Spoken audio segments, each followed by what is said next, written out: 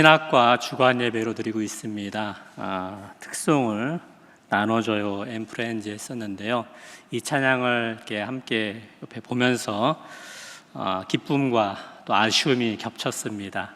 이 찬양을 처음 제가 알게 된 건 2년 전에 코로나가 한참일 때 저희 집에서 아이가 딸 한 명 있는데 가정 예배를 매일매일 드렸었어요. 그 당시에 딸아이가 초등학교 3학년이었는데 예배드리기 싫잖아요. 이제 찬양을 너가 골라라 했었습니다. 그때 이 찬양을 골랐었어요. 딸아이가 너무 찬양이 즐겁고 기뻐가지고서 저도 막 따라한 적이 있었거든요. 그래서 야, 나중에 기회 되면 같이 한번 했으면 좋겠다, 어떤 기회가 되면 좋겠다, 그런 마음이 있었는데 이렇게 찬양을 한다고 어제 들었어요. 그래서 한편으로는 기뻤고 한편으로 동참하지 못해서 무척 아쉬운 마음이 겹칩니다. 다음 기회가 되면 언제 한번 그럴 기회가 주어질지 모르겠습니다만 함께 찬양하면서 또 하나님께 영광 올리면 좋겠다는 생각해 보았습니다. 말씀 전하겠습니다. 오늘 본문 말씀에서 예수님은 이스라엘의 사람들 농사법을 비유 삼아서 제자들과 사람들에게 하나님 나라의 신비를 말씀하고 계십니다.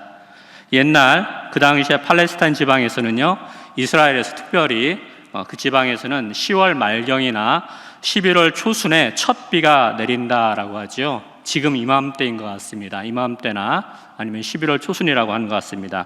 그때 농부들은 보리와 밀을 심게 되면서 한 해를 또 이렇게 시작을 한다라고 하죠. 그 다음 해 4월쯤에 보리와 밀을 추수한 다음에 10월까지 밭을 묵혀두기 때문에 사람들이 밭으로 지름길이 나는 수가 있기도 하고 혹은 밭을 가는 길이 생길 수도 있었던 거 봅니다. 또한 이스라엘 땅은 대부분 겉은 흙으로 덮여 있지만 속은 바위가 깔린 박토라고 합니다. 그래서 흙인 줄 알아도 실은 바위인 경우가 적지 않다고 하죠. 더군다나 밭을 묵혀두는 시기인 4월부터 10월까지는 건조기인지라 가시돋친 잡초 많은 무성하게 자란다라고 이야기하죠. 그래서 본문에서 가시떨기는 그런 무성한 잡초 속에서 나오는 가시돋친 잡초를 말합니다. 예수님 당시에 이스라엘 사람들이 보리와 밀 농사를 할 때에는 우리나라처럼 먼저 밭가리에서 잡초를 없앤 다음에 씨를 뿌리지 않고요, 반대로 그 당시에는요, 먼저 씨를 뿌린 다음에 밭가리를 하였다라고 합니다. 씨를 뿌린 다음에 밭을 갈다 보니까 씨가 어디에 떨어져 어떻게 열매 맺을지 모르기 때문에 씨 뿌리는 사람은 그저 씨를 뿌리게 되죠. 씨를 뿌린 뒤에 밭을 갈고 비가 오고 우기가 돼서 비가 온 다음에 싹이 나는 순간 씨가 어디에 떨어졌는지를 알게 되는 셈이죠. 어떤 경우에는 길가에 씨가 떨어져 있는 경우가 있을 수도 있고, 어떤 경우에는 흙인 줄 알았는데 실상은 박토, 바위 위에 떨어진 일도 있었고, 어떤 경우에는 가시 같은 잡초가 무성한 곳에 씨가 떨어져 싹을 틔운 일도 있을 것입니다. 그리고 어떤 경우에는 정말로 좋은 땅에 떨어져 싹을 내고 쑥쑥 자라는 일도 있었을 것입니다. 그래서 오늘 본문에서는 이 네 종류의 땅이 등장하고 있지요. 씨가 길가에 떨어지는 경우에는 마귀가 말씀을 마음에서 빼앗는 경우다라고 설명하고 있고, 씨가 바위 위에 떨어지는 경우는 잠깐 믿다가 시련을 당할 때 배반하는 경우이다라고 이야기합니다. 또 세 번째로 씨가 가시떨기 속에 떨어진 경우는 이생의 염려와 재물과 향락 때문에 결실하지 못하는 경우이다, 이렇게 설명하고 있습니다. 네 번째로 씨가 좋은 땅에 떨어진 경우는 착하고 좋은 마음으로 말씀을 듣고 지키어 인내를 결실한 경우이다 라고 친히 설명되어지고 있습니다.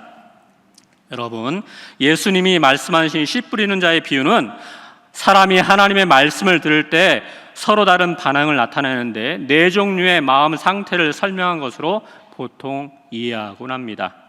즉, 하나님의 동일한 말씀의 능력에도 불구하고 받아들이는 사람의 마음 상태에 따라서 네 종류의 사람으로 나뉘어진다라고 이해하곤 하지요. 그래서 씨는, 하나님 말씀인 씨는 길가에 뿌려졌다는 것은, 씨가 길가에 뿌려졌다는 것은 사람들의 잦은 왕래로 인해서 딱딱하게 굳어서 결코 씨앗이 뿌리를 내릴 수 없는 것처럼 마음의 문을 굳게 걸어 잠그고 복음을 받아들이기를 처음부터 거부하는 사람들의 마음 상태이다, 이렇게 해석하는 경우도 있습니다. 다음으로 흙이 깊지 않은 돌밭은 겉은 부드러우나 속은 아직 깨어지지 않은 완악한 마음 상태를 의미한다라고 해석하는 경우도 있습니다. 이런 곳은 씨앗의 싹은 빨리 나지만 뿌리가 성장할 수 없어서 해가 돋은 후에 타서 뿌리가 없어지므로 마르게 되는 경우입니다. 햇빛은 식물의 성장에 있어서 정말로 필요한 것이지만 뿌리가 없는 식물에게는 오히려 해로운 결과를 초래할 수도 있지요. 마찬가지로 고난은 진정한 그리스도인의 성장을 위해서 필요한 것입니다만 신앙에 뿌리가 없는 사람들은 잠깐의 고난을 이겨내지 못하는 경우다라고 이 비유를 해석하곤 합니다.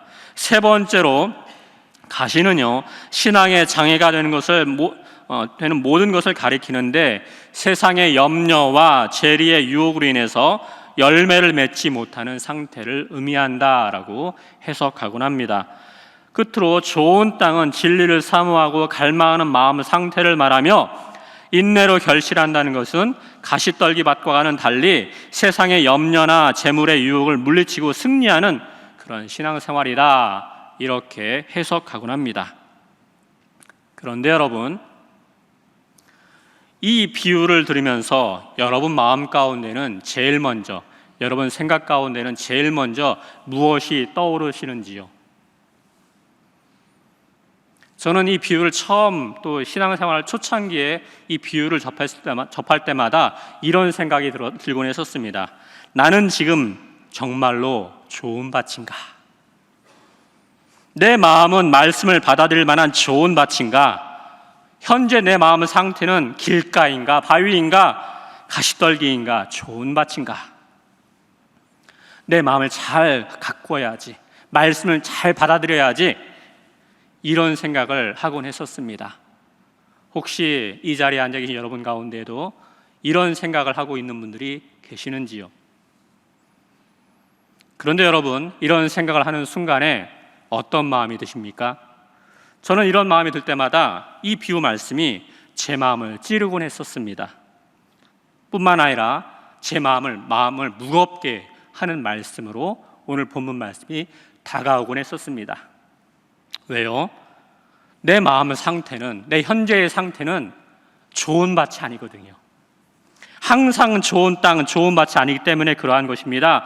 어쩌면 말씀을 읽을 때마다 무겁게 느껴지는 이유가 항상 그러하지 못하고 정말로 100 중에서 딱 한 번 정도만 좋은 마음 상태인데 나머지 99는 길가의 마음이기도 하고 바위의 마음이기도 하고, 그리고 때로는 몸이 건조한 마음 상태인데 이 말씀을 읽을 때마다 마음이 무거워졌던 것입니다. 어떻게 해야 될지 몰랐습니다. 여러분 가운데 혹시 이런 마음 상태에 있는 분들이 있습니까? 어떻게 이 말씀을 무거운 말씀이 아닌 즐거운 말씀으로, 은혜의 말씀으로 이 비유 말씀을 우리가 받아들일 수 있을까요? 여러분, 거울에 비치는 모습을 바라볼 때 여러분은 무엇을 제일 먼저 보시는지요? 자기 자신을 거울에 볼 때 어디를 가장 먼저 보시는지요? 예전에 저는 거울을 볼 때 딱 두 군데를 보았었습니다. 제일 먼저는 제 넓은 이마를 보게 되더군요. 넓잖아요. 예전보다 더 넓어졌습니다. 20대 때의 이마와 지금의 이마는 간극이 좀 더 이렇게 벌어지더군요. 왜냐하면 약점이니까요. 자기의 약점이 제 눈에 크게 들어오는 겁니다. 그 다음 들어온 곳은 제 오똑한 코입니다. 10년 전에 청년부 사회 갈 때 뒤로 넘어지는데 앞에 코가 깨진 적이 있었습니다.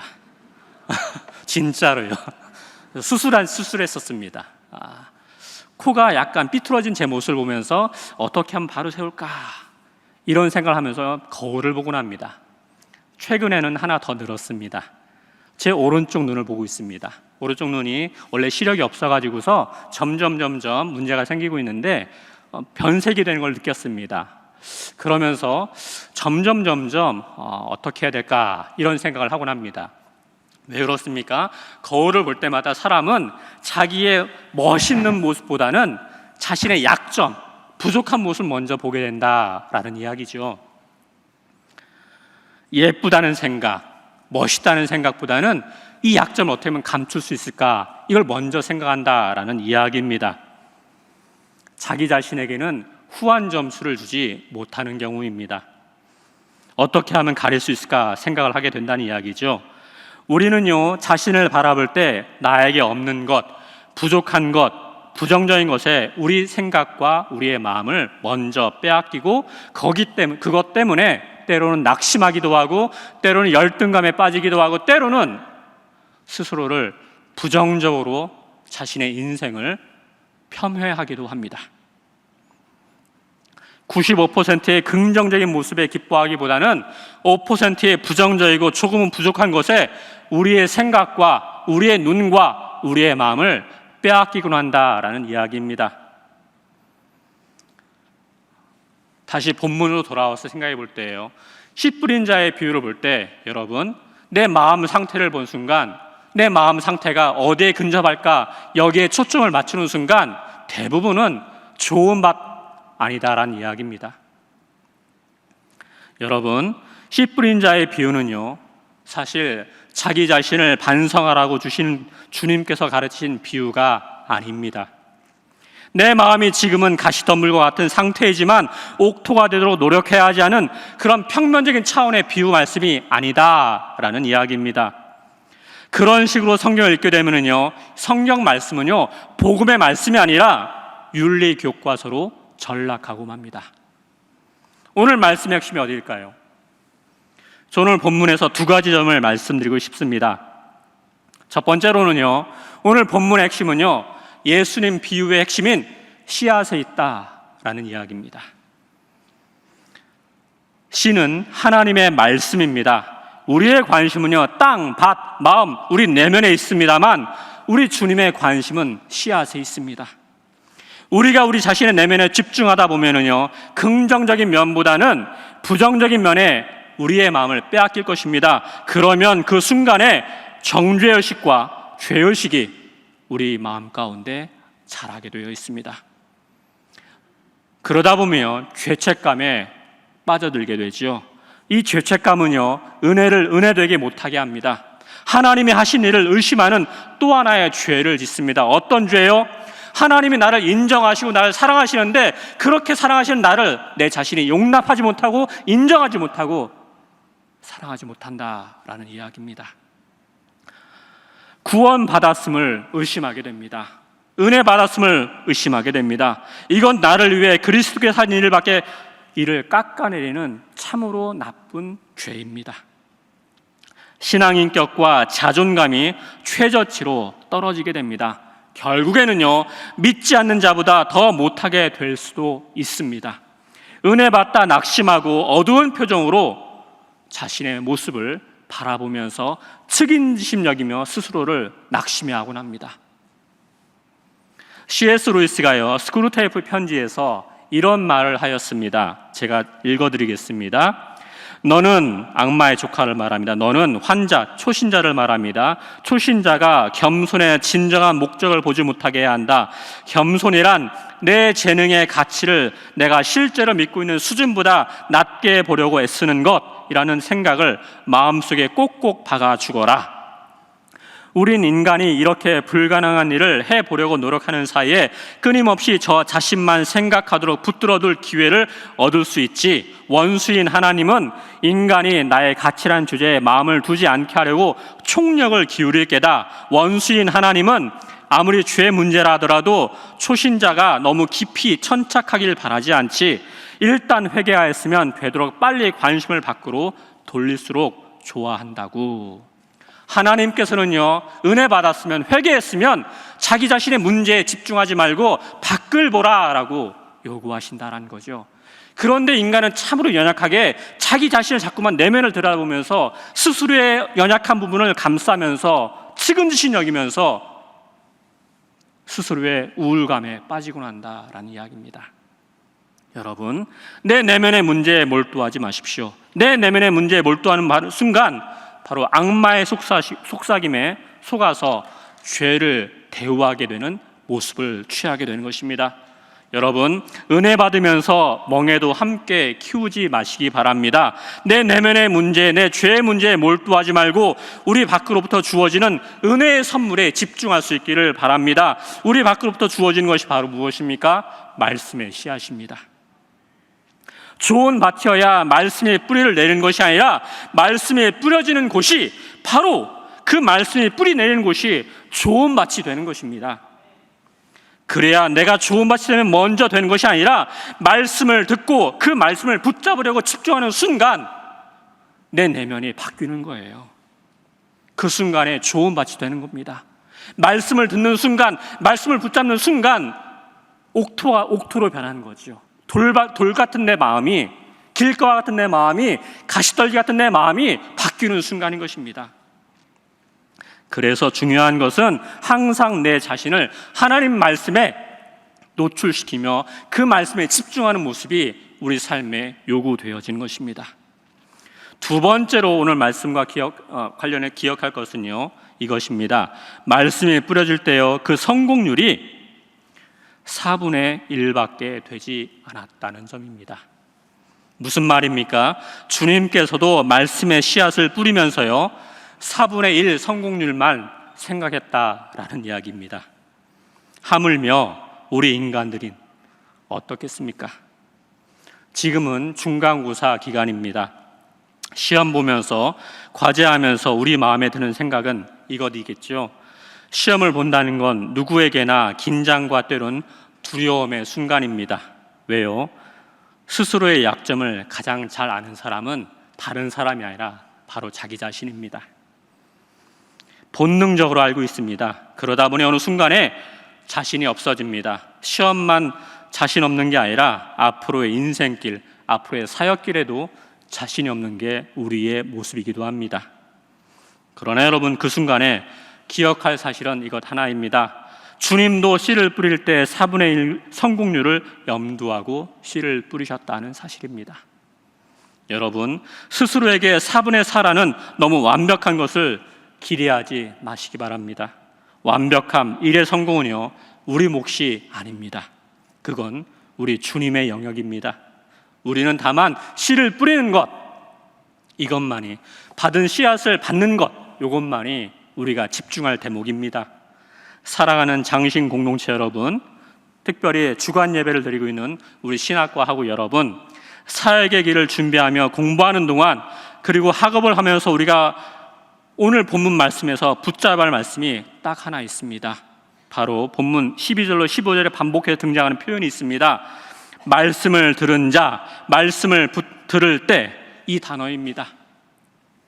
참으로 의미심장한 표현이라 생각합니다. 내 마음은 바위라, 내 마음은 가시떨기라, 내 마음은 길가라. 말씀을 들어도요 그 말씀이 내 마음에 심겨지지 않고 자라지 않는다, 그렇게 생각하십니까? 여러분, 그런 생각이 들 수도 있습니다만 그보다 더 중요한 사실은 이것입니다. 그런 바위에도 말씀은 계속 뿌려진다는 사실을 먼저 기억하십시오. 뿌려진 그 말씀으로 인해서요 결국에는 그 바위도, 그 길가도, 그 가시떨기도 옥토로 변하게 된다는 것을 기억하시기 바랍니다. 사랑하는 장신 공동체 여러분, 여러분의 마음 상태가 길가입니까? 바위입니까? 가시떨기입니까? 어떨 때는 옥토이고 어떨 때는 바위입니까? 상관없습니다. 다 괜찮습니다. 그런 딱딱한 마음, 굳은 마음에도요 살아계신 하나님의 말씀은요 지금 이 순간에도 여러분 심령 가운데 뿌려지고 있습니다.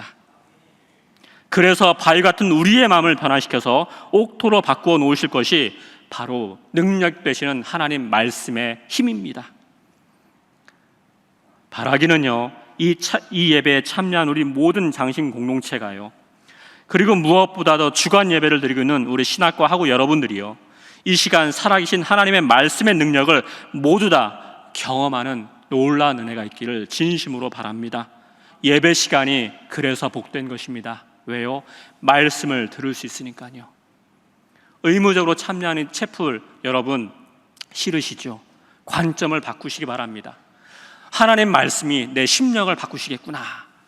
이 기대 속에서 예배를 드리면은요, 여러분 삶이 바뀌고 여러분의 사역길이 바뀌게 될 것입니다.